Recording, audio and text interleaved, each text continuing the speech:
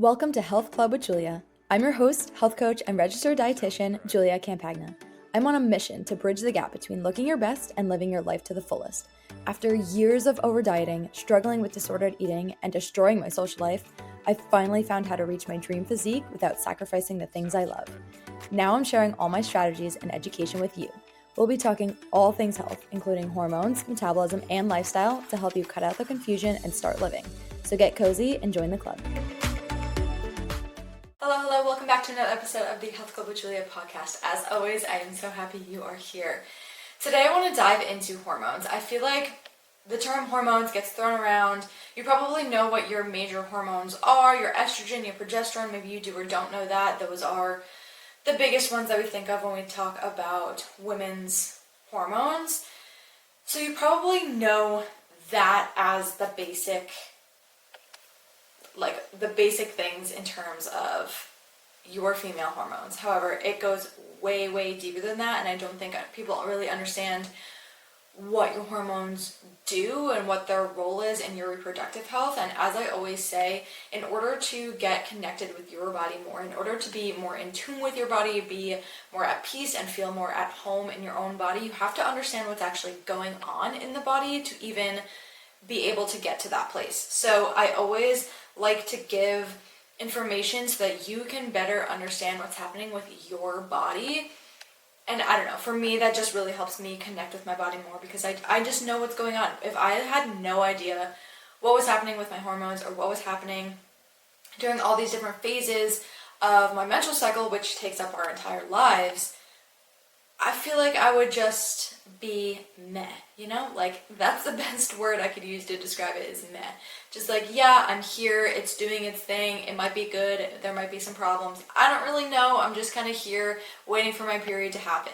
Whereas, again, being more empowered in your knowledge and empowered in your body and knowing more, you're able to say, oh, okay, so this is what's happening now at this current moment in time, this day of my life. This is what's happening with my menstrual health. This is why I'm feeling the way that I'm feeling. This is the next step that's going to happen. And these are the changes that I can expect in the future. So it helps me at least navigate what's going on. And again, just like connecting more to my body, which in turn helps me feel more feminine and at home in my body. So that's kind of the point of this episode, is to go through your hormones. What are their role? What is actually happening with them?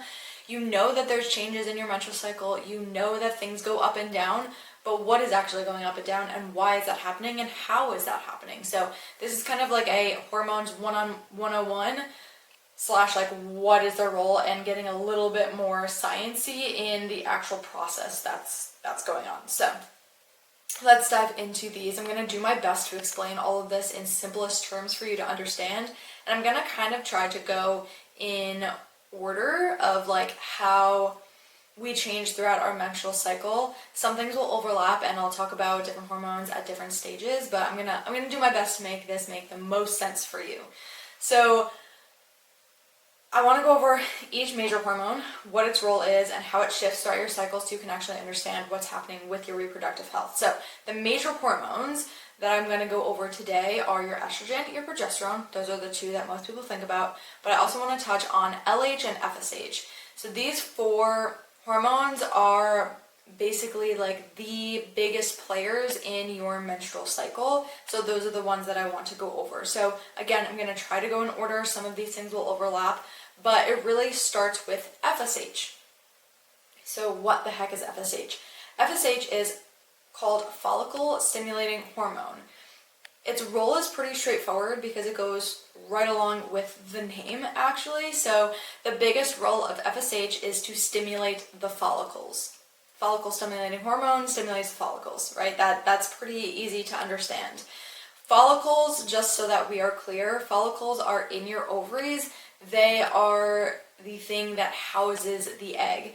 So these start off small and then they have to mature during a time period. And then when it comes time, one of the follicles is selected to ovulate, to release that egg, and then the cycle continues. So just that is what the follicle is. FSH is released by the pituitary gland to quote unquote communicate with the ovaries to recruit several follicles which house one egg each, aka you're stimulating them, which the follicle triggers estrogen to rise. So let me explain that again. So this is kind of the process that happens with FSH. So FSH is released by the pituitary gland in the brain. That FSH being released then communicates with the ovaries, so that communication goes down from the brain down to the ovaries, telling the ovaries to start recruiting or getting together several follicles. Each of these several follicles house one egg.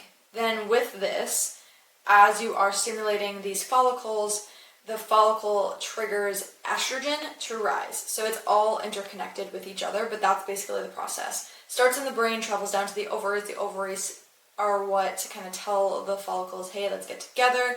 Let's also trigger estrogen to start rising because we're getting closer to ovulation. Then about halfway through your follicular phase, which is that first half of your cycle, the chosen follicle for that cycle will start to override the others. So it will start to mature faster. It'll just start to basically outshine the other follicles, and that one will be the selected one to go through ovulation. Then around ovulation, FSH does increase, which helps the egg release from the follicle. So if you look at a chart, we see around ovulation, we have the biggest surge from LH, which we'll talk about, and then there is a small surge from FSH. This is also to help the egg release from the follicle. So that's kind of FSH in a nutshell, is it really just gets the follicles stimulated to go through the ovulation process, and then it helps to release that egg from the follicle. That's it in a nutshell. So let's move over to the next kind of process that happens in the menstrual cycle. I want to talk about estrogen. So estrogen being one of the biggest hormones that we know about, or when we think about when we think of menstrual health and reproductive health, is estrogen. So estrogen actually plays a lot of different roles in the body. I think, again, something, if we don't know that much about estrogen, we really just kind of think of it in terms of menstrual cycle and it supporting part of our periods. Like that's, I feel like, baseline what people think about, but it has a lot more roles than just that. So let's go over the roles first and then we'll go through the process that it goes through. So number one, it does stimulate the growth of your uterine lining. So as we should know, as part of basic menstrual health, is that in order to have a bleed, in order to have a period, we have to have an increase in the uterine lining. It builds up, and then if no pregnancy occurs, that's when it sheds, and that is your bleed. So estrogen does help to build up the uterine lining. It also stimulates cervical crypts, which, again, simplifying this, it produces more cervical fluid, aka discharge. You might just know it as discharge. So it produces more of this cervical fluid or discharge for ovulation. So if you have ever paid attention to, and if you have not, then maybe you will after I mention this, but around ovulation, your cervical fluid or your discharge gets a lot more abundant. It's wet, it's slippery, there's a lot there. As females, I feel like it's kind of joked around like, did I just pee myself? No, it's just your cervical fluid. It's just way more abundant during this time. And that is because of estrogen. Estrogen helps to make this cervical fluid more abundant around ovulation. So that's another role that it plays.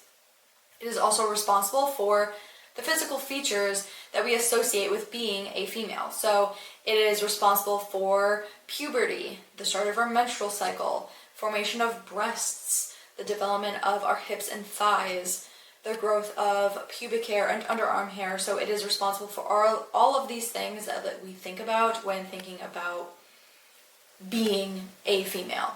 It has to go along with all of that. So it does stimulate all of these different processes as we are children and getting older and going through hitting puberty and starting our menstrual cycles. This is, again, because of estrogen.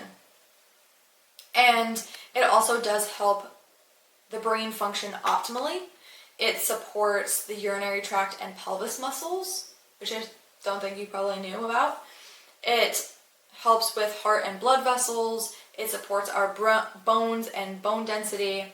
It supports our breasts, our skin, our hair, and our mucous membrane. So it plays a big role in nearly, not everything, but a lot of things in our body. I just listed out like, I don't even know, 10 roles that it plays. So it is a lot more in-depth than just simply it plays a role in our period. There's a lot of processes that happen with estrogen, and it is responsible for so many different developments and things going on in the body.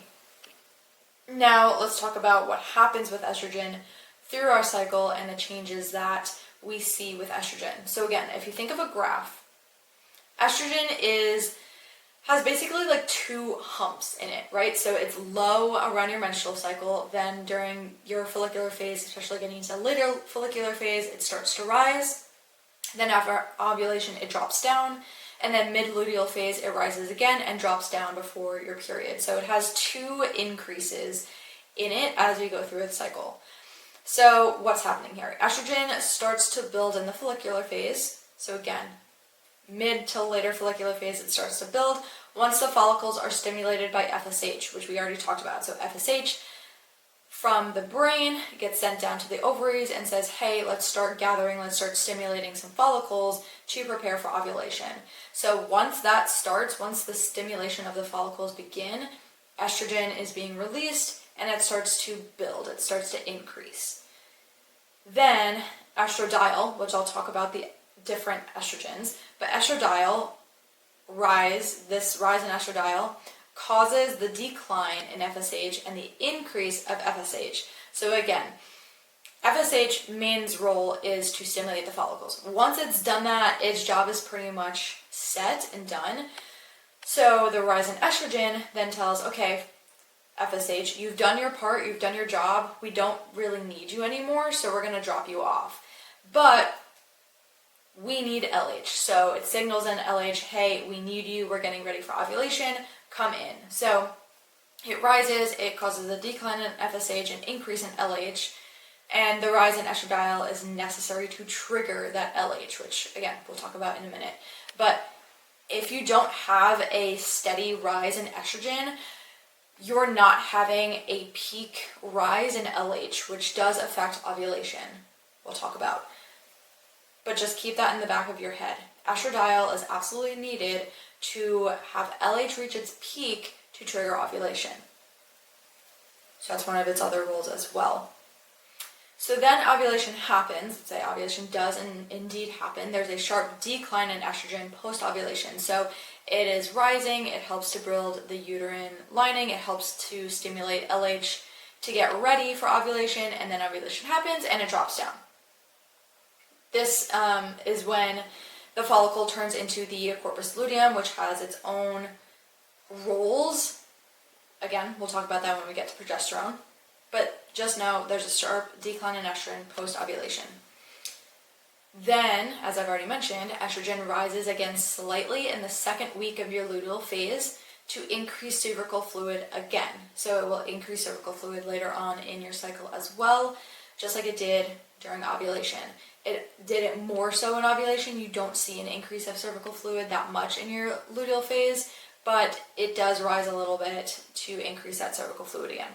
And then after that, it drops back down when the corpus luteum breaks down to then signify shedding of the uterine lining. So this occurs when pregnancy does not happen. We see the estrogen drop down, the corpus luteum breaks down, and it says, okay, we no longer need the estrogen, let's get rid of that. So then it drops down. That's when you feel more inward, you're a little bit more tired, fatigued, you have all of those like inward feelings in your late luteal menstrual phase. That's because estrogen has dropped down to its low point.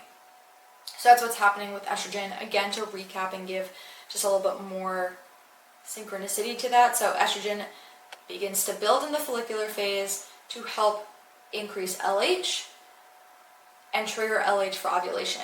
Once ovulation occurs, estrogen drops down, then it rises slightly to increase your cervical fluid, and then it drops down again once the corpus luteum says there's no pregnancy happening, we no longer need these hormones right now.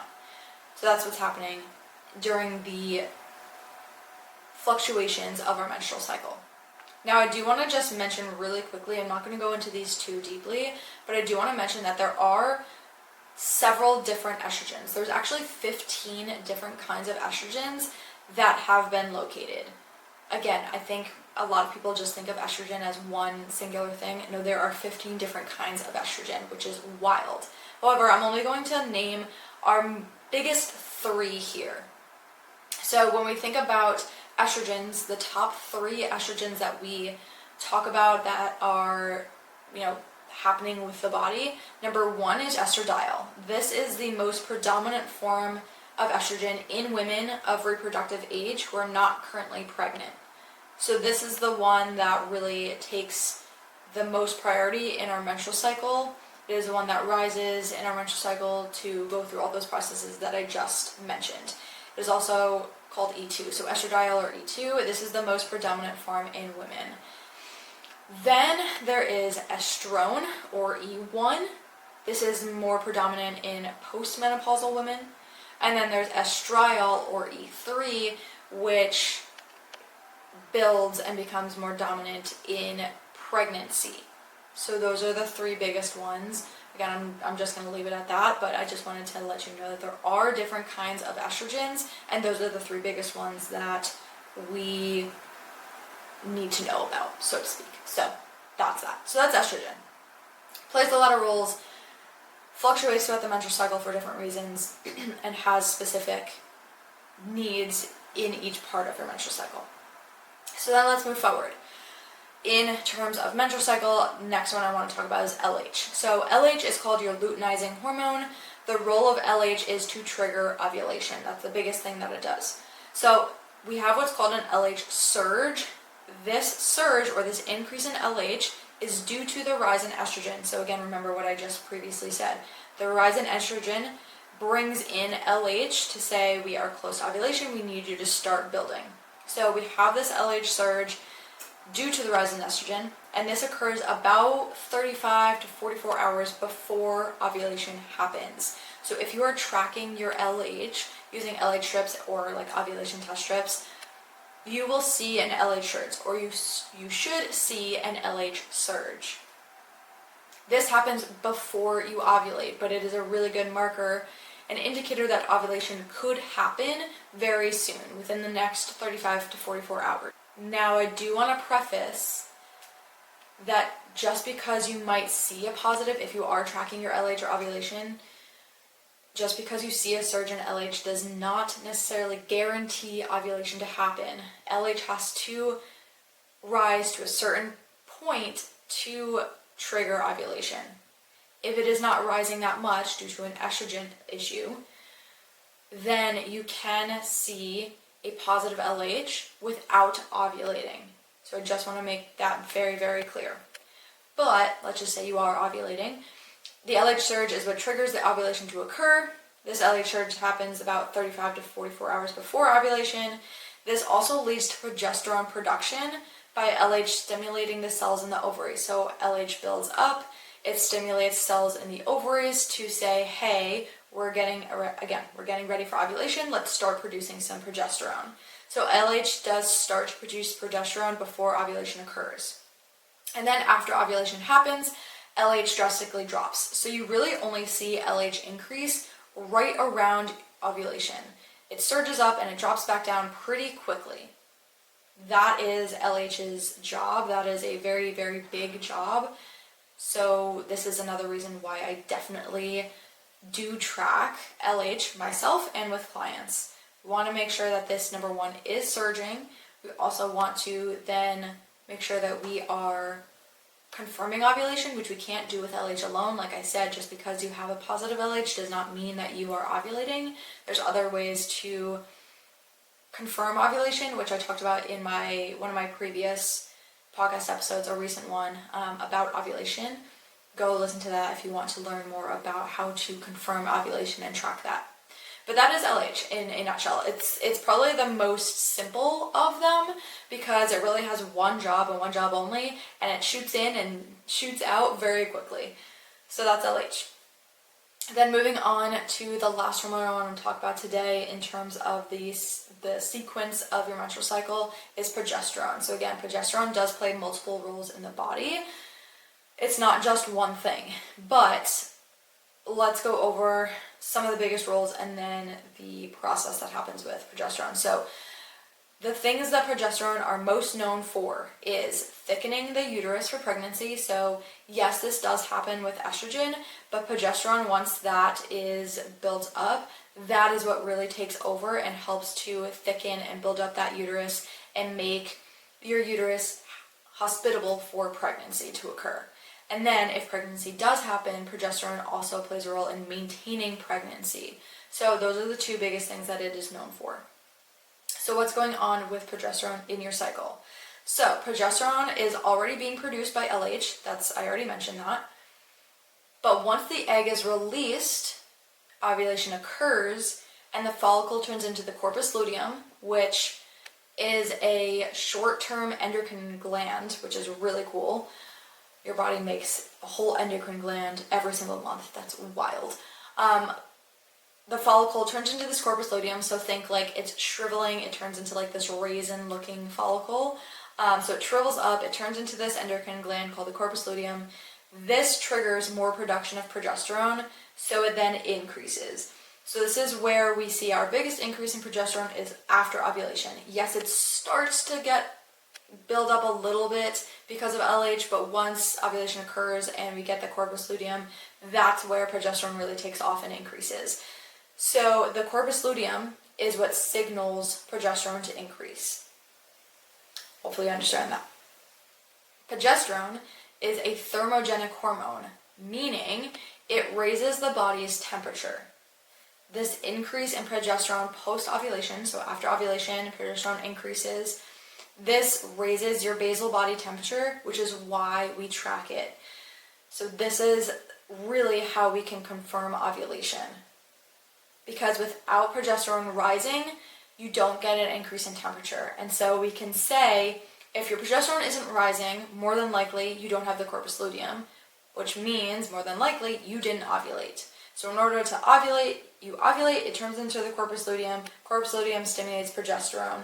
Progesterone is thermogenic, meaning it raises your body's temperature, and that's what we see when we track. That process is all mixed up if you're not ovulating. So, but again, let's just say you are ovulating. Progesterone is what raises your body's temperature, and that is what we use to track your basal body temperature in the later half of your cycle and to confirm that we have indeed ovulated. So that's another role in progesterone, is to increase your body's temperature. Progesterone also assists in preparing the endometrium, which is the uterine lining, for possible pregnancy. So again, it builds it up, it thickens it up, and makes it a hospitable environment for pregnancy to occur. Without this, it would not be hospitable. And so if you have low progesterone, it is possible that even if fertilization occurred, even if sperm fertilized the egg, if you have low progesterone, it could be true that implantation cannot happen because progesterone wasn't there enough to make the uterine lining hospitable for implantation. So again, that's one of the downsides if you have low progesterone, is that could take place. So it's really important with the uterine lining and building that up for possible pregnancy. So now if pregnancy occurs, that corpus luteum continues pumping out progesterone for about 9 weeks until the placenta then takes over, and then the role goes over to the placenta. But before that 9-week mark, your corpus luteum is responsible for pumping out progesterone to keep pregnancy happening until the placenta takes over, which is also really cool to think about. If pregnancy does not occur, if fertilization does not happen, if you are not pregnant, the corpus luteum then declines. It kind of like disintegrates, so to speak, and that causes a drop in progesterone, which starts the shedding of your uterine lining. So again, we think corpus luteum, it's pumping out progesterone, we see that body temperature increase, and then eventually it says, okay, yeah, you know what, it's been enough time, fertilization has not occurred, there's no sperm and egg meeting, I'm going to shrivel. The corpus luteum says I'm going to, shrivel up, I'm no longer needed, so therefore I'm not going to send out any more progesterone, so progesterone drops, and then we bleed.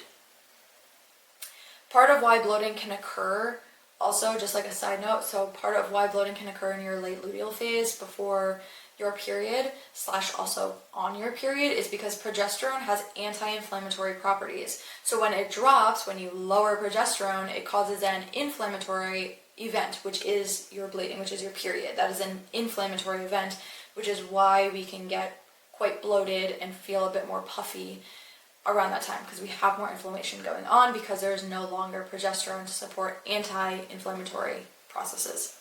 So that's just a side note there. And then one other big role that I wanted to talk about with progesterone is that it plays a really big role in our nervous. Thank you so much for listening to another episode of the Health Club with Julia podcast. If you love the episode, share the podcast and tag me, and subscribe so you don't miss any further episodes. If you have any questions, feel free to send me a DM. Thanks for being a part of the club. See you next time.